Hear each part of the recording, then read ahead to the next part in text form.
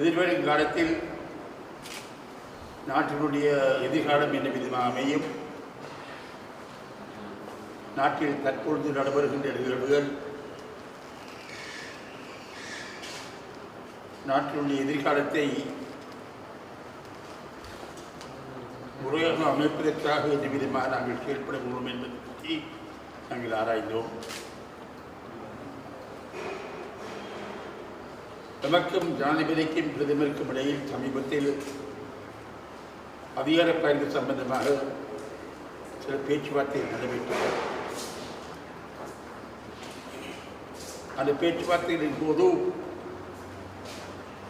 நிர்வாக ஜனாதிபதி முறைமை தேர்தல் முறைமையில் ஒரு உடன்பாடு ஏற்படுவதில் தாமதம் ஏற்பட்டாலும் அதிகார பகிர்வு விடயம் முன்னெடுக்கப்பட